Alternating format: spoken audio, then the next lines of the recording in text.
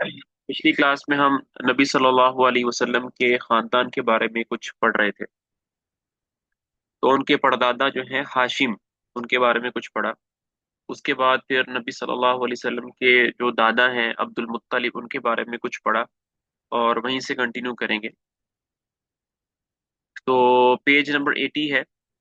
یہاں پر لکھا ہوا ہے کہ عبد المطلب کے کل 10 بیٹے تھے. یعنی ہمارے نبی صلی اللہ علیہ وسلم کے جو دادا تھے ان کے کل 10 بیٹے تھے، جن کے نام یہ ہیں: حارث، زبیر، ابو طالب، عبداللہ، حمزہ، ابو لہب، غیداق، مقوم، صفار اور عباس. تو نبی صلی اللہ علیہ وسلم کے آ، ان 10 یا 9 چچاؤں میں سے صرف دو لوگوں نے اسلام قبول کیا تھا، حضرت حمزہ نے اور عباس رضی اللہ عنہما نے. بعض نے کہا ہے کہ یہ 11 تھے، ایک کا نام قسم تھا، اور بعض اور لوگوں نے کہا ہے کہ 13 ہے. ایک کا نام عبد القعبہ اور ایک کا نام حجل تھا. لیکن 10 کے قائلین کہتے ہیں کہ مقوم ہی کا دوسرا نام عبد القعبہ اور غیداق کا دوسرا نام حجل تھا، اور قسم نام کا کوئی شخص عبد المطلب کی اولاد میں نہیں تھا. بہرحال 10 بیٹے کے بیٹوں کے بارے میں زیادہ مشہور بات ہے یہ. اور عبد المطلب کی بیٹیاں 6 تھیں، یعنی نبی صلی اللہ علیہ وسلم کی جو پھوپھیاں ہیں وہ 6 تھیں. ایک کا نام ام الحکیم تھا، اور برہ، عاتقہ، صفیہ، عروہ اور امیمہ، یہ نبی صلی اللہ علیہ وسلم کی پھوپھیاں ہیں. اس کے بعد نبی صلی اللہ علیہ وسلم کے والد محترم کا تعارف ہے. ان کا نام عبداللہ تھا، اور عبداللہ کی جو والدہ ہیں ان کا نام فاطمہ تھا، اور وہ عمر بن عائذ بن عمران بن مخزوم بن یقوہ بن مرہ کی صاحبزادی تھی. عبد المطلب کی اولاد میں عبداللہ سب سے زیادہ خوبصورت، پاک دامن اور چہیتے تھے، اور ذبیح بھی کہلاتے تھے. ہمارے نبی صلی اللہ علیہ وسلم کا کے والد کا ایک لقب جو تھا وہ ذبیح تھا. اس کی ایک ریزن ہے ذبیح کہلانے کی، جو کہ ابھی اگلی لائنوں کے اندر آ رہی ہے. وجہ یہ تھی کہ جب عبد المطلب کے لڑکوں کی تعداد 10 پوری ہو گئی اور وہ بچاؤ کرنے کے لائق ہو گئے، تو عبد المطلب نے انہیں اپنی نظر سے آغاہ کیا. پچھلی کلاس میں ہم نے یہ پڑھا تھا کہ عبد المطلب نے ایک منت مانگی تھی کہ جب ان کے بیٹے 10 بیٹے ہو جائیں گے تو ان میں سے ایک بیٹے کی کیا کریں گے؟ قربانی کریں گے، اللہ کے راستے میں ایک بیٹے کو قربان کریں گے. تو جب وہ 10 پورے ہو گئے تو عبد المطلب نے بتایا اپنے بیٹوں کو اپنی منت کے بارے میں کہ میں نے اس طرح ایک منت مانگی تھی. سب نے بات مان لی. اس کے بعد عبد المطلب نے قسمت کے تیروں پر ان کے سب کے نام لکھے، یعنی قرآن اندازی کی، اور حبل کے قیم کے حوالے کیا. قیم یعنی نگران. حبل بت کے جو نگران تھا اس کو اس کے دیا. قیم جو ہے وہ بیسیکلی نگرانی متولی کو کہتے ہیں. قیم نے تیروں کو گردش دے کر قرآن نکالا تو عبداللہ کا نام لکھا. نبی صلی اللہ علیہ وسلم کے والد کا نام نکلا. عبد المطلب نے عبداللہ کا ہاتھ پکڑا، چھری لی اور ذبح کرنے کے لیے خانہ کعبہ کے پاس لے گئے. لیکن قریش اور خصوصاً عبداللہ کے ننیال والے یعنی بنو مخزوم اور عبداللہ کے بھائی ابو طالب آڑے آئے. عبد المطلب نے کہا تب میں اپنی نظر کا کیا کروں؟ انہوں نے مشورہ دیا کہ وہ کسی خاتون عرافہ کے پاس جا کر حل دریافت کریں. عبد المطلب ایک عرافہ کے پاس گئے. اس نے کہا کہ عبداللہ اور 10 اونٹوں کے درمیان قرآن اندازی کریں. اگر عبداللہ کے نام قرآن نکلے تو مزید 10 اونٹ بڑھا دیں. اس طرح اونٹ بڑھاتے جائیں اور قرآن اندازی کرتے جائیں یہاں تک کہ اللہ راضی ہو جائے. پھر اونٹوں کے نام قرآن نکل آئے تو انہیں ذبح کریں. عبد المطلب نے واپس آ کر عبداللہ اور 10 اونٹوں کے درمیان قرآن اندازی کی، مگر عبداللہ کے نام نکلا. اس کے بعد وہ 10 اونٹ بڑھاتے گئے اور قرآن اندازی کرتے گئے، مگر قرہ عبداللہ کے نام ہی نکلتا رہا.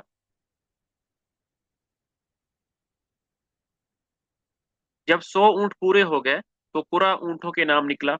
اب عبد المطلب نے انہیں عبداللہ کے بدلے ذبح کیا اور وہیں چھوڑ دیا. کسی انسان یا درندے کے لیے کوئی رکاوٹ نہ تھی. اس واقعے سے پہلے قریش میں اور عرب میں خون بہا دیت کی مقدار 10 اونٹ تھی، مگر اس واقعے کے بعد 100 اونٹ کر دی گئی. اسلام نے بھی اس مقدار کو برقرار رکھا. اسی وجہ سے ہمارے نبی صلی اللہ علیہ وسلم کے جو والد ہیں ان کو ذبیح کہا جاتا ہے۔ نبی صلی اللہ علیہ وسلم کا سے آپ کا یہ ارشاد مروی ہے کہ میں دو ذبیح کی اولاد ہوں، یعنی ایک حضرت اسماعیل علیہ السلام اور ایک ان کے والد عبداللہ۔ عبد المطلب نے اپنے صاحبزادے عبداللہ کی شادی کے لیے حضرت آمینہ کا انتخاب کیا۔ ہمارے نبی صلی اللہ علیہ وسلم کی جو والدہ ہیں ان کا نام آمینہ ہے، جو کہ وہب بن عبد مناف بن زہرہ بن کلاب کی صاحبزادی تھی، اور نسب اور رتبے کے لحاظ سے قریش کی افضل ترین خاتون شمار ہوتی تھی۔ ان کے والد نسب اور شرف دونوں حیثیت سے بنو زہرہ کے سردار تھے۔ وہ مکہ ہی میں رخصت ہو کر حضرت عبداللہ کے پاس آئیں، مگر تھوڑے عرصے کے بعد عبداللہ کو مگر تھوڑے عرصے کے بعد عبداللہ کو عبد المطلب نے کھجور لانے کے لیے مدینہ بھیجا اور وہیں انتقال کر گئے۔ تو نبی صلی اللہ علیہ وسلم کی پیدائش سے پہلے ہی ان کے والد محترم کا انتقال ہو گیا۔ بعض لوگوں نے بعض کتابوں میں لکھا ہے کہ وہ شام کے سفر پر تھے، تجارت کے قافلے پر، تو راستے میں اپنے سسرال یعنی نبی صلی اللہ علیہ وسلم کے ننیال کے پاس رکے تھے، وہیں ان کا انتقال ہوا اور وہیں پر ان کو دفنایا گیا۔ اور بعض کتابوں میں آتا ہے، جیسے کہ اس کتاب کے اندر بھی ہے، کہ نبی صلی اللہ علیہ وسلم کے دادا نے ان کے والد کو کچھ کھجوریں لانے کے لیے مدینہ بھیجا تھا، کیونکہ مدینہ کی جو سرزمین ہے وہاں پر کھجوروں کا کام صحیح سے ہوتا تھا، تو وہیں پر ان کا انتقال ہوا۔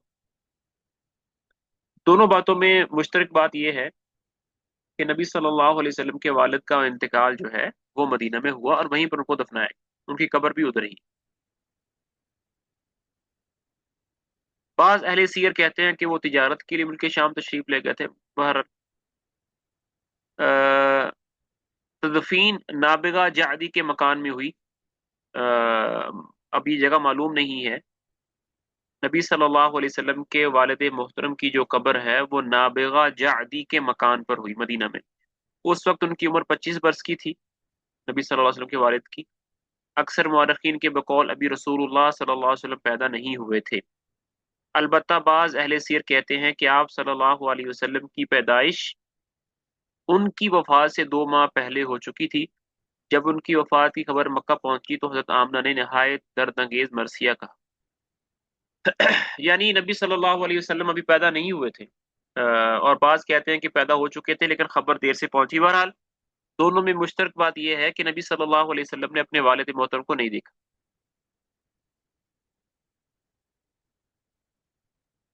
نبی صلی اللہ علیہ وسلم کے والد جب انتقال ہوئے تو ان کی کچھ وراثت بھی تھی، ان کا کچھ ترکہ بھی تھا۔ ترکہ اس مال کو کہتے ہیں جو فوت ہونے والا پیچھے چھوڑ جاتا ہے۔ تو 5 اونٹ چھوڑے، بکریوں کا ایک ریوڑ چھوڑا، ایک حبشی لونڈی جن کا نام برکت تھا ان کو چھوڑا، اور کنیت ام ایمن، یہی ام ایمن ہے جنہوں نے رسول اللہ صلی اللہ علیہ وسلم کو گود کھلایا تھا۔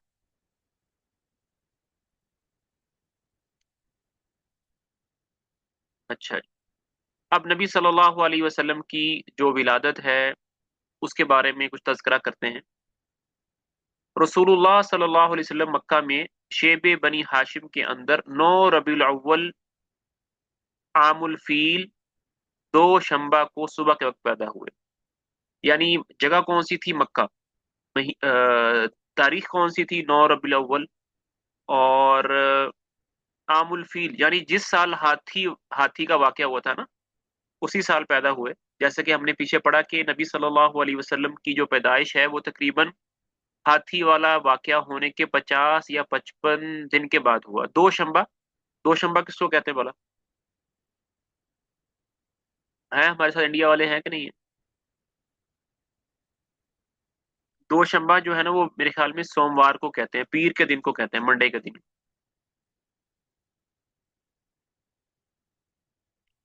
جی، یک شنبہ جو ہے وہ سنڈے کو کہتے ہیں۔ اور صبح کے وقت ہمارے نبی صلی اللہ علیہ وسلم پیدا ہوئے۔ اس وقت نو شیرواں کی تخت نشینی کا 40واں سال تھا، یعنی فارس کے اندر، ایران کے اندر جو بادشاہ تھا اس وقت وہ نو شیروان تھا، اور اس کی بادشاہی کو 40 سال گزر چکے تھے۔ 20 یا 22 اپریل، اب اگر انگلش کیلنڈر دیکھیں تو 20 یا 22 اپریل بنتا ہے، اور سن 571 عیسوی بنتا ہے۔ ابھی 2025 چل رہا ہے نا، تو 571 کی تاریخ تھی۔ علامہ محمد سلیمان صاحب پوری رحمہ اور محمود پاشا فلکی کی یہی تحقیق۔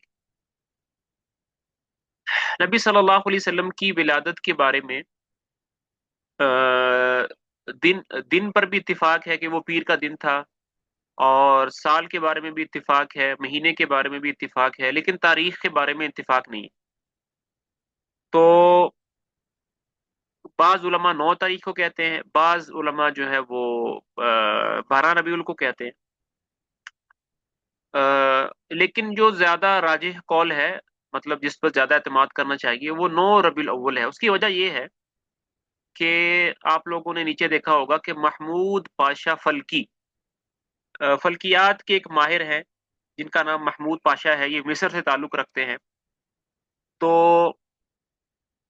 انہوں نے تحقیق کی ہے کہ اگر ہم کیلنڈر کو پیچھے موو کریں اور کرتے کرتے 571 میں جائیں، 2025 سے 571 میں جائیں، تو ربیع اول کے دوسرے مہینے میں جو منڈے آتا ہے نا، وہ 9 کو بنتا ہے، 12 کو نہیں بنتا۔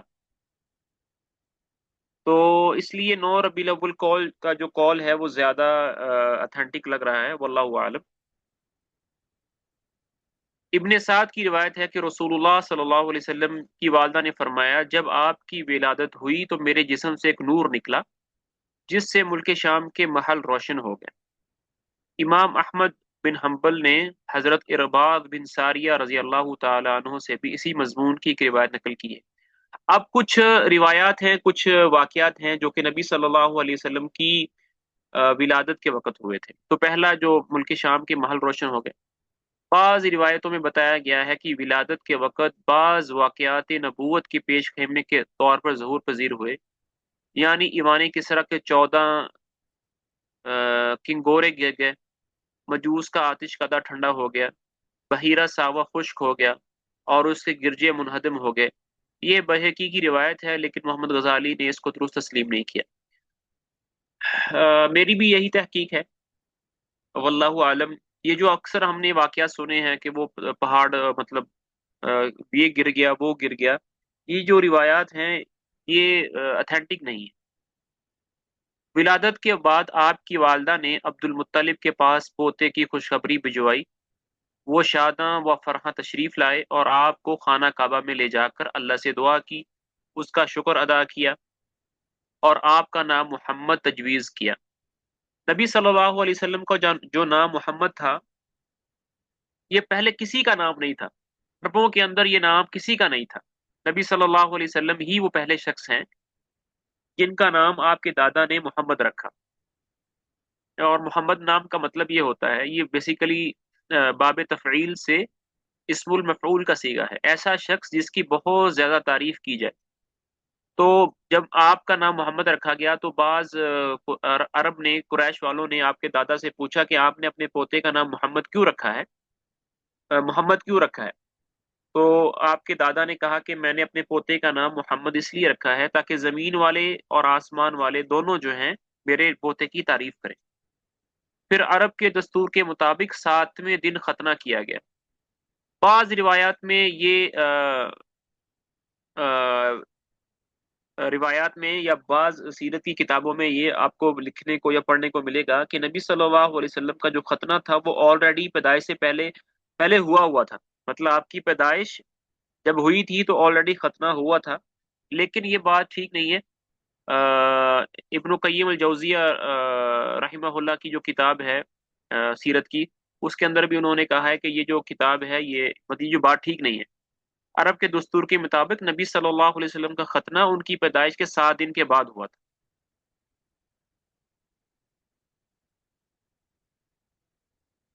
یہ دیکھیں، حاشیہ لکھا بھی ہوا نیچے انہوں نے، نمبر 5 جو حاشیہ ہے۔ ابن ہشام اور تاریخ خضری ایک قول یہ بھی ہے کہ آپ مختون ختنہ کیے ہوئے پیدا ہوئے، مگر ابن قیم کہتے ہیں کہ اس بارے میں کوئی ثابت حدیث نہیں۔ زاد المعاد ان کی کتاب کا نام۔ آپ صلی اللہ علیہ وسلم کو آپ کی والدہ کے بعد سب سے پہلے ابو لہب کی لونڈی ثویبہ نے دودھ پلایا۔ اکثر ہم یہ نام غلط پڑھتے ہیں، ہم اس کو صوبیہ پڑھتے ہیں۔ یہ نام جو ہے نا وہ صوبیہ نہیں ہے، بلکہ کیا ہے؟ ثویبہ ہے، ثویبہ۔ تو سب سے پہلے ثویبہ رضی اللہ عنہا نے ہمارے نبی صلی اللہ علیہ وسلم کو دودھ پلایا. اس وقت اس کی گود میں جو بچہ تھا اس کا نام مسروح تھا. یعنی ثویبہ کا جو اپنا ایکچوئل بیٹا تھا، سگا بیٹا تھا، وہ بھی ان کا دودھ پیتا تھا جس کا نام مسروح تھا. اور نبی صلی اللہ علیہ وسلم کو بھی لونڈی نے دودھ پلایا. تو دونوں آپس میں کیا بن گئے؟ مسروح اور نبی صلی اللہ علیہ وسلم آپس میں کیا بن گئے؟ ایک دوسرے کے رضائی بھائی بن گئے. اور جو ثویبہ ہیں انہوں نے آپ صلی اللہ علیہ وسلم سے پہلے حضرت حمزہ بن عبد المطلب یعنی نبی صلی اللہ علیہ وسلم کے چچا کو بھی دودھ پلایا تھا. تو حضرت حمزہ ہمارے نبی کے کیا بن گئے؟ چچا بھی تھے اور رضائی بھائی بھی تھے. دو طرح کا تعلق تھا. اور آپ کے بعد ابو سلمہ بن عبد الاسد مخزومی کو بھی دودھ پلایا. تو یہ تو رضائی بھائی بن گئے. آپ لوگوں کو پتہ ہے کہ حضرت حمزہ اور ہمارے نبی صلی اللہ علیہ وسلم کے درمیان میں ایج ڈفرنس کتنا تھا؟ کیا ایج ڈفرنس تھا دونوں میں؟ چچا اور بھتیجے میں کیا ڈفرنس تھا؟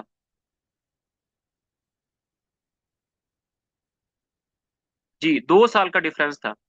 تو اس لیے آپس میں بہت زیادہ دوستی تھی. چچا اور بھتیجے کا تعلق تھا ہی، لیکن ایج ڈفرنس کم ہونے کی وجہ سے بہت زیادہ دوستی تھی. اور پھر اوپر سے ایک ایک جو تعلق تھا ان کے درمیان میں وہ ایک جو تعلق تھا اس کے اندر وہ رضائی بھائی ہونے کا بھی تھا. عرب کے بنی سعد میں، اچھا، پھر بنی سعد ایک قبیلہ ہے جو کہ مکہ سے تھوڑا سا دور رہتا تھا. اور عربوں کے ہاں یہ رواج تھا کہ وہ اپنے بچوں کو تھوڑی دیر کے لیے گاؤں میں بھیجتے تھے، دیہاتوں میں بھیجتے تھے، تاکہ جو ہے وہ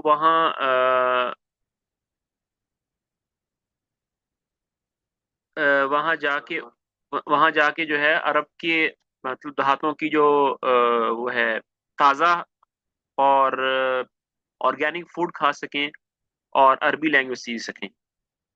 تو عرب کے شہری باشندوں کا دستور یہ تھا کہ وہ اپنے بچوں کو شہری امراض سے دور رکھنے کے لیے دودھ پلانے والی بدوی عورتوں کے حوالے کر دیا کرتے تھے، تاکہ ان کے جسم طاقتور اور اعصاب مضبوط ہوں اور اپنے گہوارے ہی سے خالص اور ٹھوس عربی زبان سیکھ لیں. اسی دستور کے مطابق عبد المطلب نے دودھ پلانے والی دایا تلاش کی اور نبی صلی اللہ علیہ وسلم کو حلیمہ بنت ابی ذؤیب کے حوالے کیا. تو ہمارے نبی صلی اللہ علیہ وسلم کو جو عورت دودھ پلانے کے لیے اپنے گاؤں لے کر گئی تھی ان کا نام حلیمہ تھا. چونکہ ان کا تعلق بنی سعد کے قبیلے سے تھا اس لیے ان کو حلیمہ سعدیہ کہا جاتا ہے. یہ قبیلہ بنی سعد بن بکر کی ایک خاتون تھی. ان کے شوہر کا نام حارث بن عبد العزا اور کنیت ابو کبشہ تھی، اور وہ بھی قبیلہ بنی سعد ہی سے تعلق رکھتے تھے. حارث کی اولاد کے نام یہ ہیں جو رضاعت کے تعلق سے. اچھا دیکھیں، ایک ایک اب کس کس عورت نے ہمارے نبی صلی اللہ علیہ وسلم کو دودھ پلایا؟ ایک تو حضرت ثویبہ رضی اللہ عنہا نے دودھ پلایا. تو جس جس بچے نے حضرت ثویبہ کا دودھ پیا ہوگا وہ سب ہمارے نبی صلی اللہ علیہ وسلم کے کیا بن گئے ہوں گے؟ رضائی بھائی بن گئے ہوں گے. پھر دوسری دفعہ جس عورت نے ہمارے نبی صلی اللہ علیہ وسلم کو دودھ پلایا وہ حضرت حلیمہ سعدیہ رضی اللہ عنہا ہے. تو اب حضرت حلیمہ سعدیہ کے اپنے بیٹے بھی تھے، سکے بیٹیاں بھی تھیں، تو وہ بھی کیا بن گئے؟ وہ بھی ہمارے نبی صلی اللہ علیہ وسلم کے رضائی بھائی بہن بن گئے. اور جس طرح سگے بہن بھائیوں سے شادی کرنا جائز نہیں ہے، اسی طرح رضائی بہن بھائیوں سے بھی شادی کرنا جائز نہیں ہے، بلکہ ان سے پردہ بھی نہیں ہوتا ان سے. تو اب تھوڑا سا تعارف جو ہے حضرت حلیمہ سعدیہ رضی اللہ عنہا کے بچوں کے بارے میں ہو رہا ہے. تو حارث کی اولاد کے نام یہ ہیں جو رضاعت کے تعلق سے رسول اللہ صلی اللہ علیہ وسلم کے بھائی بہن تھے. عبداللہ تھے، انیسہ تھی، حذافہ تھے، اور انہی کا لقب شیماء تھا. شیماء ہمارے نبی صلی اللہ علیہ وسلم کی رضائی بہن ہے. یہ جو اکثر نام ہم غلط پڑھتے ہیں نا، یہ شیما نہیں ہے. یہ جو شیما ہے نا، یہ اصل میں نام کیا ہے؟ شیما. اور وہ اسی نام سے زیادہ مشہور ہوئی. یہ رسول اللہ صلی اللہ علیہ وسلم کو گود میں کھلایا کرتی تھی، یعنی شیما. اب وہ ہم نے دیکھا ہوگا کہ جب بچے چھوٹے ہوتے ہیں تو ان کے کچھ بہن بھائی تھوڑے سے بڑے ہوتے ہیں، تو والدہ کیا کرتی ہیں؟ وہ بہن جو تھوڑی سی بڑی ہوتی ہے وہ ڈیوٹی لگا دیتی ہے کہ چھوٹے بچوں کو وہ کھلائیں، ذرا ان کو اٹھائیں، چپ کرا دیں، کھانا کھلا دیں، تو شیمہ رضی اللہ عنہا ہمارے نبی صلی اللہ علیہ وسلم کو گود میں کھلایا کرتی تھی۔ ان کے علاوہ ابو سفیان بن حارث بن عبد المطلب کے چچیرے بھائی تھے، وہ بھی حلیمہ سعدیہ کے آپس میں رضائی بھائی تھے۔ یہ پہلے رواج بہت ہوتا تھا کہ عورتیں جو تھیں وہ دوسروں کے بچوں کو دودھ پلا دیتی تھیں، لیکن اب یہ رواج کم ہو گیا ہے یا بالکل ختم ہونے والا ہے۔ اگر میں اور آپ اپنے بچپن کو دیکھیں یا ہم اپنے والدین کے بچپن کو دیکھیں تو اس وقت تک یہ بات تھی کہ بچے جو تھے وہ اپنی پھپھو کا یا خالہ کا دودھ جو ہے نا وہ پی لیتے تھے، تو آپس میں رضائی تعلق بہت بن جاتے تھے۔ تو جب ایسے تعلق بن جاتے ہیں تو پھر شادی کرنا کرانا بڑا ایک احتیاط کا کام ہو جاتا ہے، لیکن ابھی یہ چیزیں بہت کم ہو گئی۔ اچھا جی، آگے کچھ واقعات ہیں جو بچپن سے سنتے آ رہے ہیں کہ رضاعت کے دوران حضرت حلیمہ سعدیہ رضی اللہ عنہا نے نبی صلی اللہ علیہ وسلم کی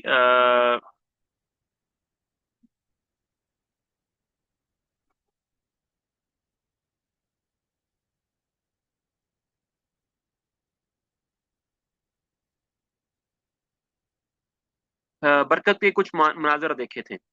تفصیلات ان کی زبانی سنیے۔ ابن اسحاق ایک سیرت کی کتاب ہے، اسحاق سیرت اسحاق کہتے ہیں کہ حضرت حلیمہ رضی اللہ تعالیٰ نے بیان کرتی تھی کہ وہ اپنے شوہر کے ساتھ ایک چھوٹا سا دودھ پیتا بچہ لے کر بنی سعد کی کچھ عورتوں کے قافلے میں اپنے شہر سے باہر دودھ پینے والے بچوں کی تلاش میں نکلی۔ یہ قحط سالی کے دن تھے اور قحط نے کچھ باقی نہ چھوڑا تھا۔ میں اپنی ایک سفید گدھی پر سوار تھی اور ہمارے پاس ایک اونٹنی بھی تھی، لیکن بخدا اس سے ایک قطرہ دودھ نہ نکلتا تھا۔ ادھر بھوک سے بچہ اس قدر بلکتا تھا کہ ہم رات بھر سو نہیں پاتے تھے۔ نہ میرے سینے میں بچے کے لیے کچھ تھا، نہ اونٹنی اس کی خوراک دے سکتی تھی، بس ہم بارش اور خوشحالی کی آس لگائے بیٹھے تھے۔ میں اپنی گدی پر سوار ہو کر چلی تو وہ کمزوری اور دبلے پن کے سبب اتنی سست رفتار نکلی کہ قافلہ تنگ آ گیا۔ خیر ہم کسی نہ کسی طرح دودھ پینے والے بچوں کی تلاش میں مکہ پہنچ گئے۔ پھر ہم میں سے کی کوئی عورت ایسی نہیں پھر ہم سے کوئی عورت ایسی نہیں تھی جس پر رسول اللہ صلی اللہ علیہ وسلم کو پیش نہ کیا گیا ہو، مگر جب اسے بتایا جاتا کہ آپ یتیم ہیں تو وہ آپ کو لینے سے انکار کر دیتی، کیونکہ ہم بچے کے والد سے پیسوں کی امید رکھتے تھے۔ ہم کہتے یہ تو یتیم ہے، بھلا اس کی بیوہ ماں اور اس کے دادا کیا دے سکتے ہیں؟ بس یہی وجہ تھی کہ ہم آپ کو لینا نہیں چاہتے تھے۔ ادھر جتنی عورتیں میرے ہمراہ آئی تھیں سب کو کوئی نہ کوئی بچہ مل گیا، صرف مجھ ہی کو نہ مل سکا۔ جب واپسی کی باری آئی تو میں نے اپنے شوہر سے کہا، خدا کی قسم مجھے اچھا نہیں لگتا کہ میری ساری سہیلیاں تو بچے لے لے کر جائیں اور تنہا میں کوئی بچہ لیے بغیر واپس چلی جاؤں۔ میں جا کر اسی یتیم بچے کو لے لیتی ہوں۔ شوہر نے کہا، کوئی حرج نہیں، ممکن ہے اللہ اسی میں ہمارے لیے برکت دے۔ اس کے بعد میں نے جا کر بچہ لے لیا اور محض اس بنا پر لے لیا کہ کوئی اور بچہ نہ مل سکا۔ حضرت حلیمہ سعدیہ رضی اللہ عنہا فرماتی ہیں کہ جب میں بچے کو لے کر اپنے ڈیرے پر واپس آئی اور اسے اپنی آغوش میں رکھا تو اس نے جس قدر چاہا دونوں سینے دودھ کے ساتھ اس پر امر ڈائے اور اس نے شکم سیر ہو کر پیا۔ اس کے ساتھ اس کے بھائی نے بھی شکم سیر ہو کر پیا، پھر دونوں سو گئے، حالانکہ اس سے پہلے ہم اپنے بچوں کے ساتھ سو نہیں سکتے تھے، یعنی روتے ہی اتنے تھے کہ سو ہی نہیں سکتے تھے۔ ادھر میرے شوہر اونٹنی دوہنے گیا تو دیکھا کہ اس کا تھن دودھ سے لبریز ہے۔ انہوں نے اتنا دودھ دوہا کہ ہم دونوں نے نہایت آسودہ ہو کر پیا اور بڑے آرام سے رات گزری۔ ان کا بیان ہے کہ صبح ہوئی تو میرے شوہر نے کہا، حلیمہ خدا کی قسم تم نے ایک بابرکت روح حاصل کی ہے۔ میں نے کہا مجھے بھی یہی توقع ہے۔ حلیمہ کہتی ہیں کہ اس کے بعد ہمارا قافلہ روانہ ہوا۔ میں اپنی اسی خستہ حال گدی پر سوار ہوئی اور اس بچے کو بھی اپنے ساتھ لیا، لیکن اب وہی گدی خدا کی قسم پورے قافلے کو کاٹ کر اس طرح آگے نکل گئی کہ کوئی گدھا اس کا ساتھ نہ پکڑ سکا۔ یہاں تک کہ میری سہیلیاں مجھ سے کہنے لگی، او ابو ذویب کی بیٹی، ارے یہ کیا ہے، ذرا ہم پر مہربانی کر، آخر یہ تیری وہی گدی تو ہے جس پر تو سوار ہو کر آئی تھی؟ میں کہتی ہاں باخدا یہ وہی ہے۔ وہ کہتی اس کا یقیناً کوئی خاص معاملہ ہے۔ پھر ہم بنو سعد میں اپنے گھروں کو آ گئے۔ مجھے معلوم نہیں کہ اللہ کے روئے زمین کا کوئی خطہ ہمارے علاقے سے زیادہ کہا ذرا تھا، لیکن ہماری واپسی کے بعد میری بکریاں چرنے جاتی تو آسودہ حال اور دودھ سے بھرپور واپس آتی۔ ہم دوتے اور پیتے۔ جبکہ کسی اور انسان کو دودھ کا ایک قطرہ بھی نصیب نہ ہوتا۔ ان کے جانوروں کے تھنوں میں دودھ سرے سے رہتا ہی نہ تھا، حتیٰ کہ ہماری قوم کے شہری اپنے چرواہوں سے کہتے کہ کم بختو، جانور وہیں چرانے لے جایا کرو جہاں ابو ذؤیب کی بیٹی کا چرواہا لے جاتا ہے، لیکن تب بھی ان کی بکریاں بھوکی واپس آتی، ان کے اندر ایک قطرہ دودھ نہ رہتا، جبکہ میری بکریاں آسودہ اور دودھ سے بھرپور پلٹتی۔ اس طرح ہم اللہ کی طرف سے مسلسل اضافے اور خیر کا مشاہدہ کرتے رہے، یہاں تک کہ اس کے بچے کے 2 سال پورے ہو گئے اور میں نے دودھ چھڑا دیا۔ یہ بچہ دوسرے بچوں کے مقابلے میں اس طرح بڑھ رہا تھا کہ 2 سال پورے ہوتے ہوئے وہ کوڑا اور گٹیلا مطلب مضبوط ہو گیا۔ اس کے بعد ہم اس بچے کو اس کی والدہ کے پاس لے گئے، لیکن ہم اس کی جو برکت دیکھتے آئے تھے اس کی وجہ سے ہماری انتہائی خواہش یہی تھی کہ وہ ہمارے پاس ہی رہے۔ چنانچہ ہم نے اس کی ماں سے گفتگو کی، میں نے کہا کیوں نہ آپ اپنے بچے کو میرے پاس ہی رہنے دیں، ذرا مضبوط ہو جائے، کیونکہ مجھے اس کے متعلق مکہ کی وبا کا خطرہ ہے۔ غرض ہمارے مسلسل اصرار پر انہوں نے بچہ ہمیں واپس دے دیا۔ جب حلیمہ سعدیہ رضی اللہ تعالی عنہ واپس کرنے کے لیے آئیں تو مکہ میں کچھ وبا پھیلی ہوئی تھی، تو ہماری نبی صلی اللہ علیہ وسلم کی جو والدہ ہیں انہوں نے احتیاطاً کہا کہ آپ کیا کریں، کچھ دیر اور اپنے پاس رکھ لیں۔ تو آج کے لیسن میں ہم یہیں تک پڑھیں گے انشاءاللہ۔ ابھی جو سیرت ہے وہ بہت ہی انٹرسٹڈ مراحل میں داخل ہو گئی ہے۔ شروع شروع میں تھوڑی سی ڈرائی تھی اور خشک تھی، لیکن جب سے ہمارے نبی صلی اللہ علیہ وسلم کی باتیں شروع ہو گئی ہیں تو اب دل ہے کہ مطلب زیادہ مزہ آنے لگا ہے۔ آپ لوگوں کا کوئی کوشچن ہے تو کائنڈلی پوچھ سکتے ہیں جلدی کے ساتھ۔